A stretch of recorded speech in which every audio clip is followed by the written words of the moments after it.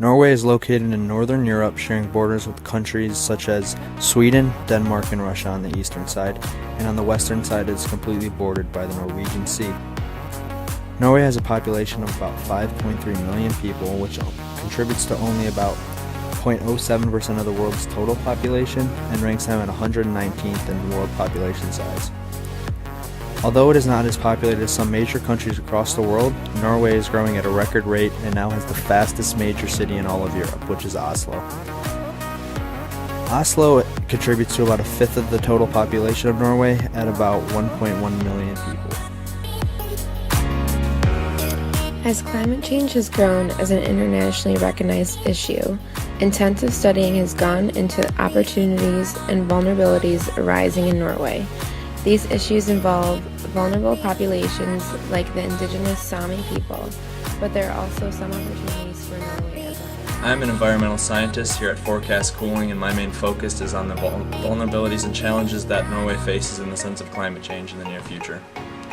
We do research and assess what we feel are the aspects of our country that would be the most vulnerable to climate change and find a way to counter and limit the effects that may come in the future.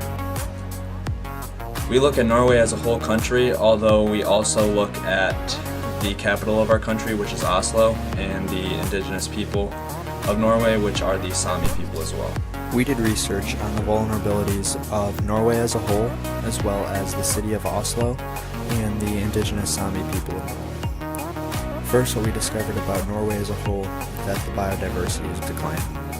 Animal habitats and migrations are being disturbed to temperature change, and also fishermen have noticed that the sea is getting warmer and is more acidic, and when the ocean gets more acidic, the smaller fish die because they cannot adapt to the changes in the water.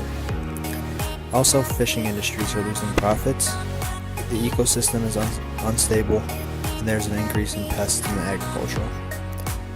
Warmer climates may also cause more frequent and intense precipitation, which causes problems for the agriculture and an increase in erosion in Norway. Some findings that we found for the city of Oslo is that the dams are not as clean as many people thought. What the city of Oslo thought that they could do was use dams as hydropower, and that it would be much more cleaner and it wouldn't give as much greenhouse gas emissions to the atmosphere, but it turns out that they still give a large amount of carbon emissions, which is very bad for the environment. So that is also one of the vulnerabilities we found for Oslo, and another is that as the temperature increases, the winter activities and tourism is impacted. Oslo is known largely for its winter recreation, and the warmer climate is making it difficult for them to sustain that and keep that as a popular tourist attraction.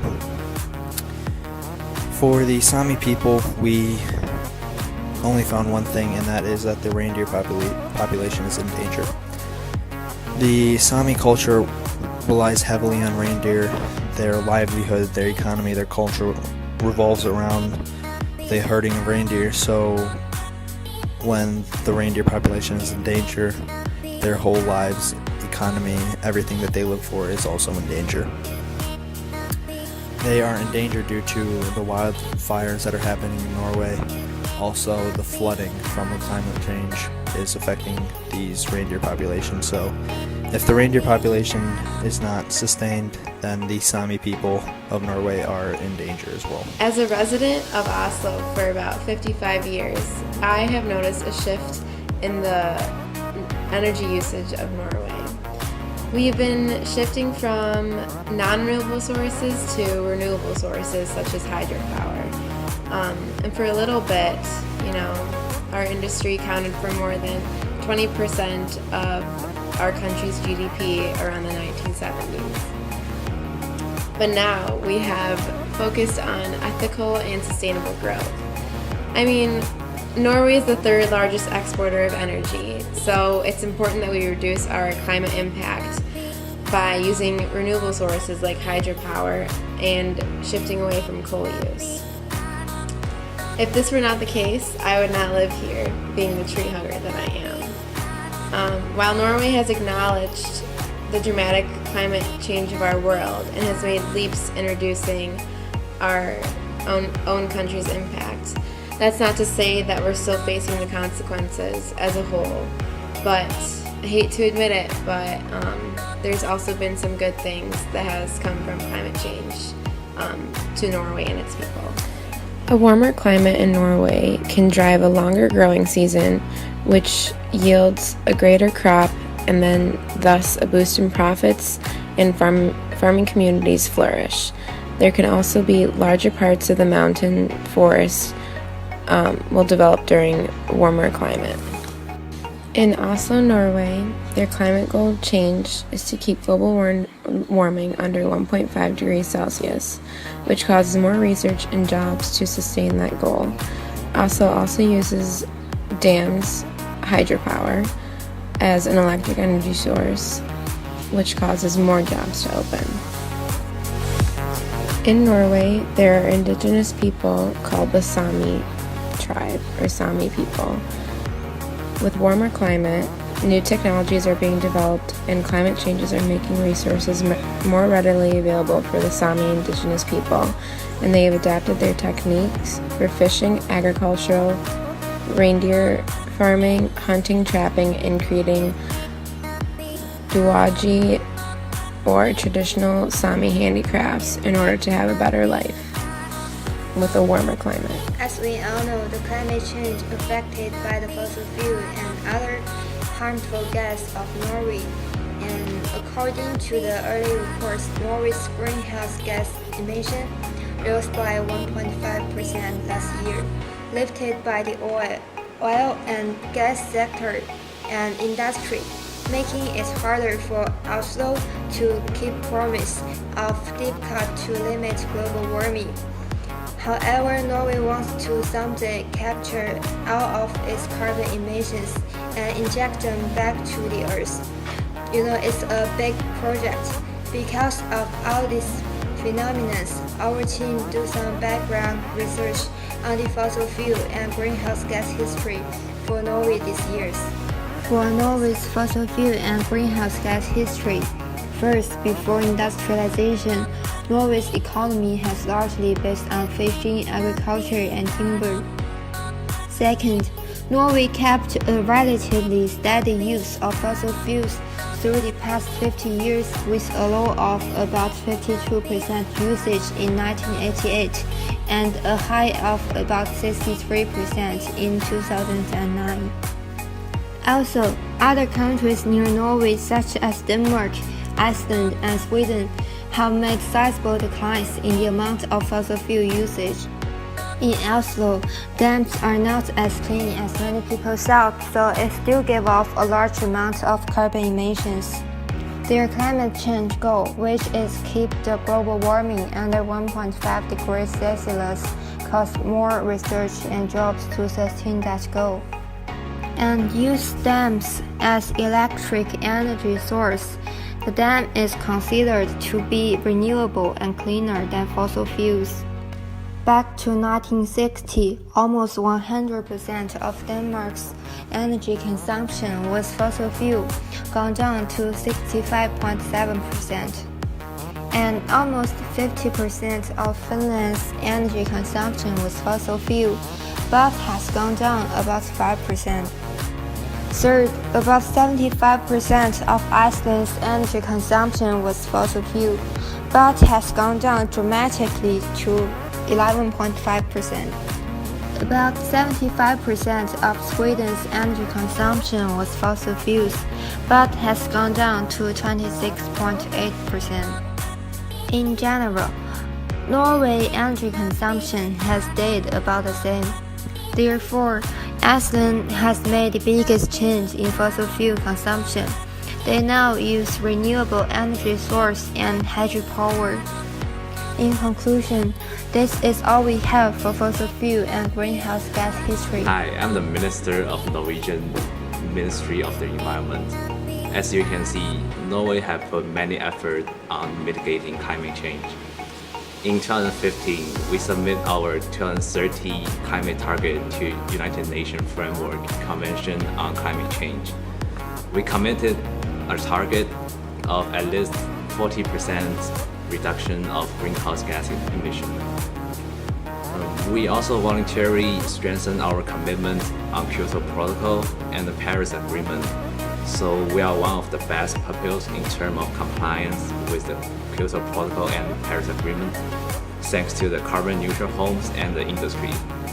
Here are some involvements we have done. Since the late 1980s, climate change and emissions of greenhouse gases have featured on Norwegian's policy agenda. Today, Norway has a comprehensive set of measures covering almost all emissions of greenhouse gases, as well as removals. Norway committed to keeping global warming below a temperature of 2 degrees Celsius. We try to put our goals and commitments into practice through regulating forestry and industry. First thing first, forest and other wooded land cover approximately 37% of Norwegian mainland. Of this, almost 23% is regarded as productive forests. Although forests are a major carbon dioxide sink in Norway, with a net uptake equal to half of our greenhouse gas emissions. Norway forests have been exploited intensively for export of roundwood, sawn timber, and wood tar for hundreds of years. In addition, there is a long tradition of using forests for domestic animal grazing and game hunting. Today, the forest is important first and foremost as a source of raw material for sawmilling and pulp and the paper industry. In order to promote sustainable forest management, which balance the need for economic development at nation and the local level with ecological concerns, such as securing biodiversity. In 2005, Norway's forest policy was brought up to date and came into force in 2006.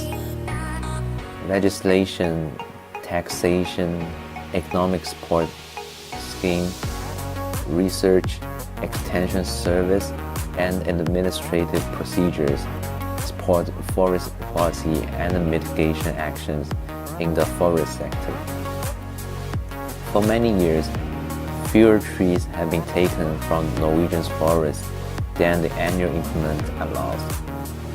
This means that the total biomass of forests is increasing. When the biomass increases, more carbon dioxide is fixed in the trees. The greenhouse effect is stored in standing forests.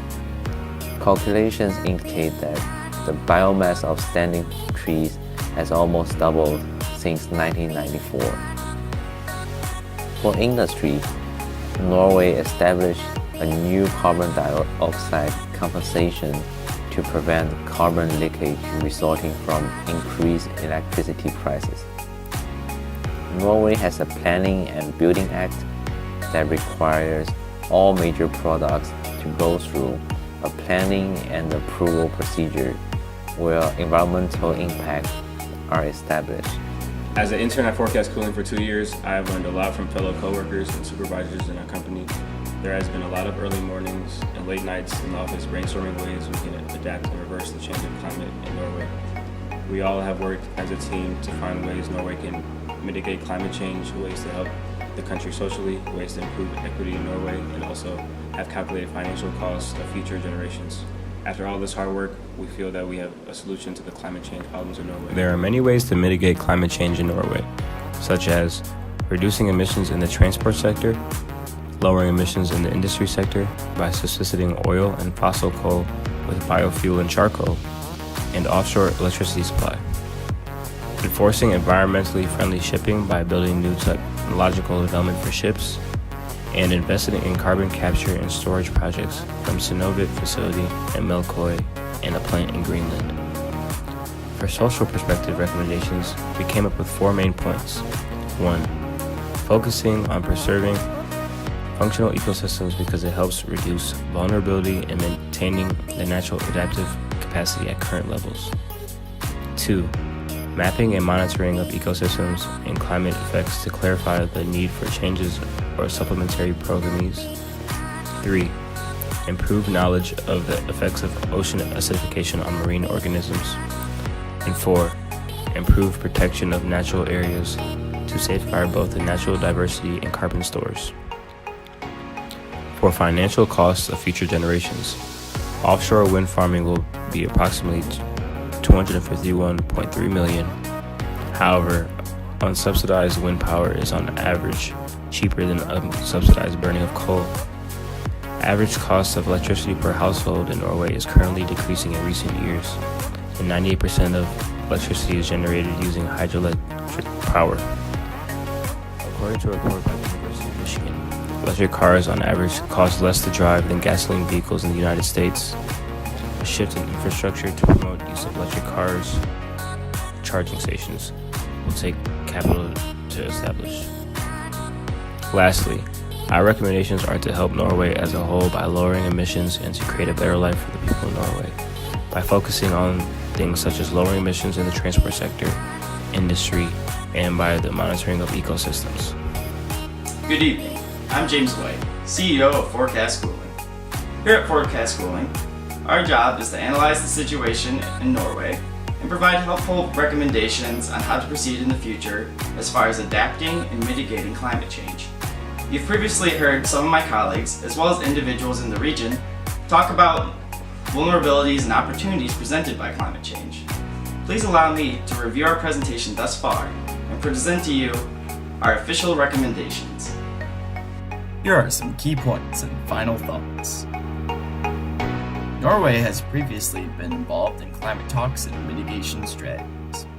We encourage the region to continue this collaboration with other countries. Climate change has presented multiple opportunities as well as vulnerabilities. It is important to recognize which are groups most susceptible to the impacts of warmer planet. The Sami people and several other groups are particularly at risk. Though effective communication with all parties is necessary to determine just and fair methods and mitigation strategies. Norway is a wealthy country, and its citizens are accustomed to a lifestyle that leads to a carbon footprint of about 9.76 tons per capita. Despite this, Norway continues to embrace the Paris Agreement with ambitious greenhouse gas reduction goals and legislation designed to protect both the environment and at-risk groups. To continue the trend of lowering emissions, we recommend the following solutions. We recommend continuing to act as a role model for other countries with bold legislation. We recommend closely monitoring reindeer population stability in the region and ensuring the protection of Sami culture with strict emissions regulations. We recommend providing aid in areas impacted by events related to climate change, such as areas susceptible to floods, and poor communities with little access to clean water and food. We highly recommend investing substantial capital in renewable energy sourced like wind power. And we recommend establishing electric transportation infrastructure in order to cut emissions and save money in the long term. Offering greater subsidies for novel CO2 capture technologies and lower subsidies for fossil fuels will help promote greater reduction of emissions. We hope that you've enjoyed the presentation today, and we hope to work with you further. We're looking forward to another great year. Together, we can help reduce greenhouse emissions and keep the planet beautiful.